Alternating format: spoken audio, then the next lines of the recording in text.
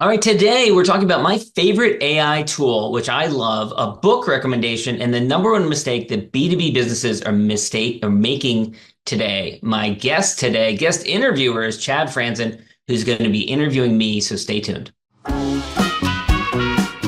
Welcome to the Smart Business Revolution podcast, where we feature top entrepreneurs, business leaders, and thought leaders and ask them how they built key relationships to get where they are today. Now, let's get started with the show. All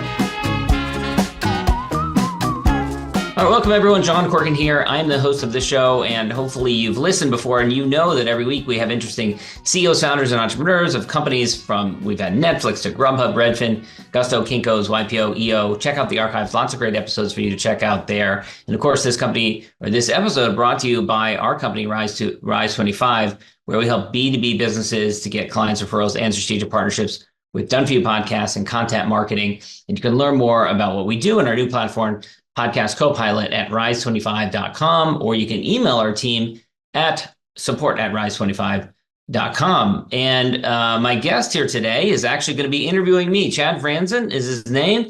You've heard him before on this show, and he's making a reappearance because we're going to be talking about a couple of specific topics that are affecting our industry and recommendations. So Chad, take it away. Yeah, hey, thanks, John. Great to be here with you. Today, as you mentioned, we're going to be talking about a recent book that has influenced you, a piece of software or a tool that you recommend. In this case, it'll be AI software, a person who has influenced you that's in your network, and an issue that is kind of relevant in your industry. So why don't we start with the book? What book maybe is one that you would recommend that you've read recently? Yeah, so I've one that I went back to. Actually, this book is about 9 years old, I believe. It's called The Automatic Customer by John Warrillow, who's written a number of different books, including Built to Sell. But this one was a book that he did that was about how almost any company, he'd probably say any company, can turn into use a subscription model and all the benefits of doing that. So he talked about, how there are many companies. He takes like a handyman type of business where it's really unreliable income. They're going from job to job. 1 month might be great. The next month is horrible. And then he talks about how they can niche down, find something that they're really good at, get really specialized in that, and then provide that as an ongoing service. Maybe it's a maintenance package that he sells to all of his clients. And then that gives a more predictable revenue for the business and allows the business to reinvest, deliver a better experience for the customer. So kind of all the different benefits of it. So I had read it before, I'd interviewed John before, but I went back to it and it had some great ideas that really have stood the test of time, 8 or 9 years after it came out. As you read through that book, was there kind of like a moment, like a ding, ding, ding, this really applies to me? There are so many, because I personally remember the struggle of being a practicing attorney, which is not that different from being that proverbial handyman who's going from job to job. It's just, you got an advanced degree and, but you're kind of the same thing. You're waiting for customers to come in the door, clients to come in the door. And there were some months that were wonderful and other months that were just crickets. And so back then, I remember trying to figure out, how do I turn this into something that's more predictable, more consistent, where I could really specialize, where I could hire, where I could get myself out of the way, I could build more of a team. And I tried a lot of different things. I wish I'd had that roadmap of the automatic customer at that time. And it took a lot of years of trying different things to get to the point where now it's a very different business that I'm involved in, that I'm running. But it is a lot more predictable, consistent. We have a specialization. We have a much bigger team. It's not just me delivering a service. So for sure, there are definitely a lot of different insights that helped with that. Yeah, Rise25 clients, pay. They're basically subscribers. I mean, for lack of a better word, are some of the tenets that we use here at Rise25 based on what you read in that book, The Automatic Customer? Oh, definitely. Yeah, I read it originally when it came out, and there were a lot of different ideas from it that I incorporated into the work that we do now. But when the rubber meets the road, it still is hard, and I see this with a lot of businesses as well, where they really struggle to get themselves out of delivery. They struggle to get the things that are in their head down onto paper to document their processes to then give it to someone else. There's a lot of imposter syndrome. There's a lot of insecurities that come up around that. People worrying about, oh, is the client going to want to continue to work with us if they were hiring me? Those all those things kind of get in the way.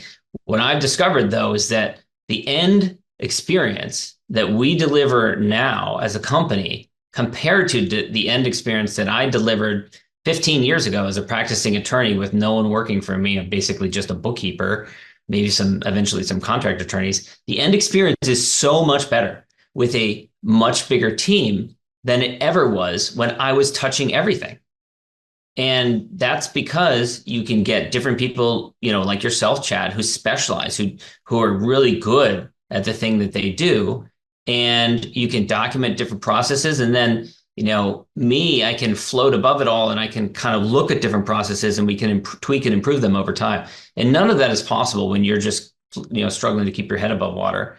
So highly recommend that book. Definitely want to check it out. Automatic Customer by John Warlow. Okay, sounds good. Absolutely. The next one is a piece of software. You mentioned it's going to be an AI tool. Tell us a little bit more about that. Yes, there's so many AI tools, ChatGPT, Claude, and all these different ones out there. Microsoft's come out with its own Google, Gemini, The one that I really like is one called Perplexity. If you haven't tried it out, check it out.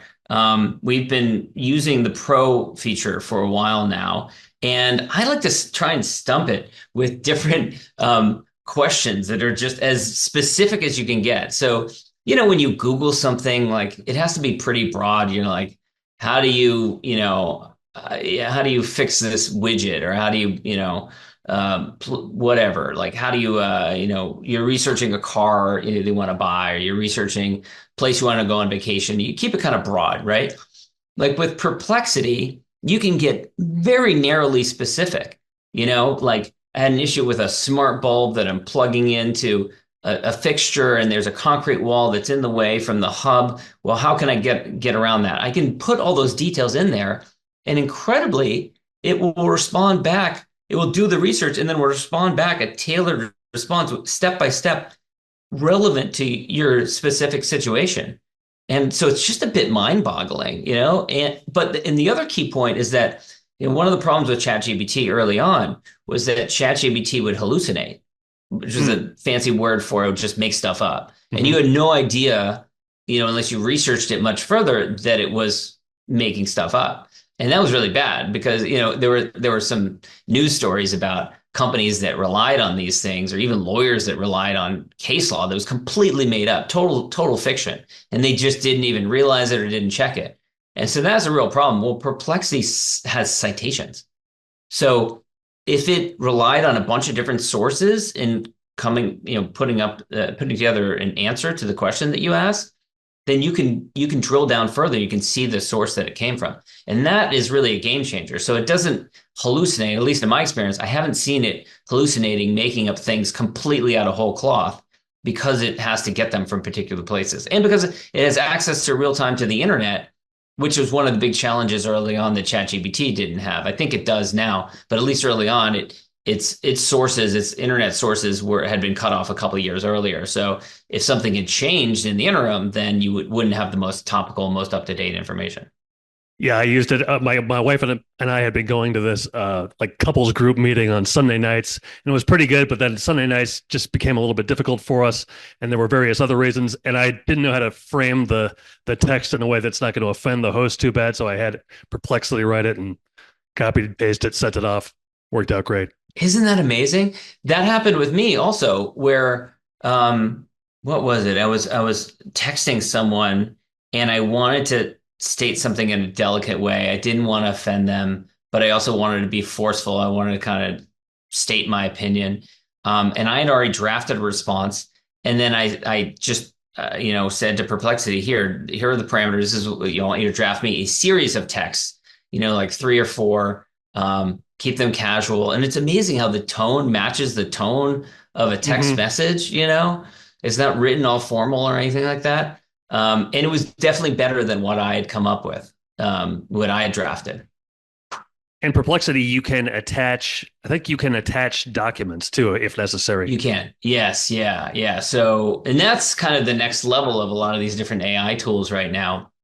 Google Notebook LM is another one that has allowed you to do that. I think that they could allow you to attach up to 20 documents or something like that. So you could attach all these different documents and then ask it to summarize it, or ask you to create an email out of it. And I've heard some wild examples of people uploading their credit card statement or uploading, um, you know, a contract, and then asking for it to create a summary text message or a summary email or something like that from a document, or combine a couple of different documents and create something that is drawn from there, or comparing the two different pieces. I mean, it's just a bit mind-boggling, all these different things. But Perplexity, yes, you can definitely upload documents. Oh, that was another one that I used it for. Actually, I can't remember if it was ChatGPT or if it was Perplexity, because sometimes I'll bounce between the two and try different things and see who can accomplish it.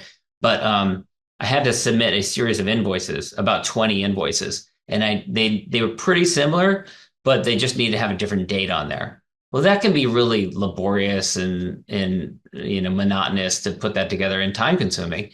So instead, I came up with a template. I uploaded it. I indicated, by the way, the dates needed to be every other week, starting at a particular date earlier in the year and going for the rest of the year. And I didn't know what those dates were. So first I said, give me all the dates, every 2 weeks, starting on this date, and it spit them out. And then I said, here's the template for this invoice. Insert this date into the PDF document of the invoice. And it did Mm-hmm. it. And Wow. it's just a bit mind-boggling that it could do that. And it really saved a significant chunk of time. Wow, amazing. One more thing on Perplexity. My brother-in-law had been unemployed for a year and a half. So he'd been unemployed for a year out of that year and a half, just a grind, nothing, the resumes and the cover letters or whatever were evaporating into space. It seemed like he started putting his resume into Perplexity and then pasting the job posting into Perplexity and say, hey, rewrite my resume or rewrite the bullet points so they can fit more specifically toward the job qualifications. And he did it. He Wow. got a multitude of resumes and he actually got two job offers on the same day. I'm sorry, a multitude of Wow. interviews and he got two job offers on the same day. Now he's Wow. employed after a year and a half. Wow. That is really amazing. Yeah. And I wonder at what point he'll reveal that to the Oh new yeah, I know. employer. Frankly, that shows some innovative thinking, I think. That's Hmm. great for an employer.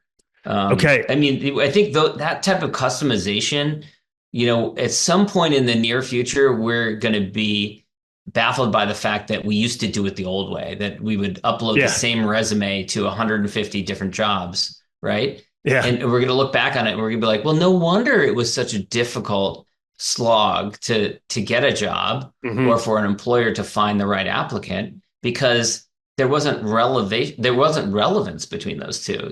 Is this templated resume that's the same for 150 different job openings, and the employer's looking at it, and it's not customized to their particular needs. So yeah, that I think very soon we're going to be accustomed to that kind of thing being commonplace. Okay, so we've covered the book, and that is The Automatic Customer by John Warlow, software, Perplexity.ai. The next topic is an issue in your industry. So you're obviously in the podcasting industry, content marketing, what have you. Tell me an issue that you've kind of been paying attention to in your industry.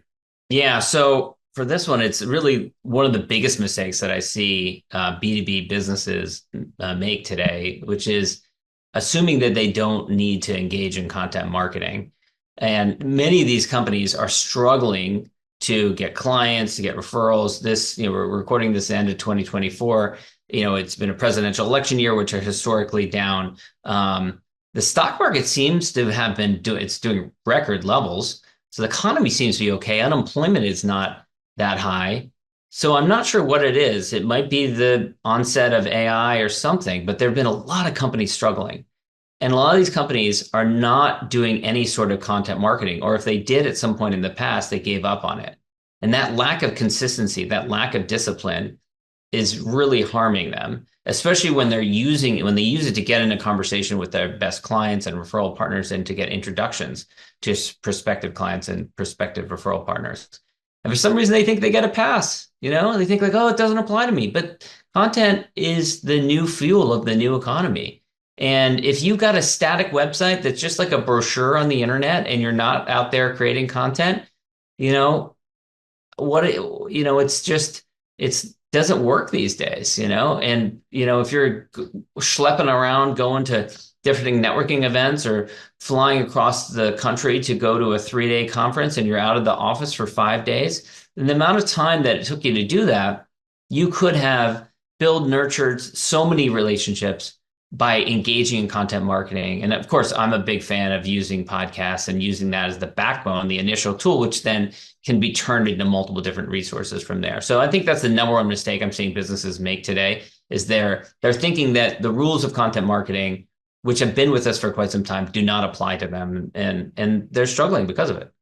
So when you say content, it could be podcasts, blogs. People establish themselves maybe as thought leaders on LinkedIn. Yeah, it's all those things. And I've engaged in all those. I've tried all those things. I've written for Forbes. I've written for Entrepreneur. I've written books. I've done videos on YouTube. I've done a ton of blogging. I've created articles. I've done a ton of content on LinkedIn. I've come to the conclusion that the easiest and fastest way, most efficient use of your time is to start by doing this sort of thing that we're doing right here, which is doing an interview, having a conversation with someone. And then from there, you capture it.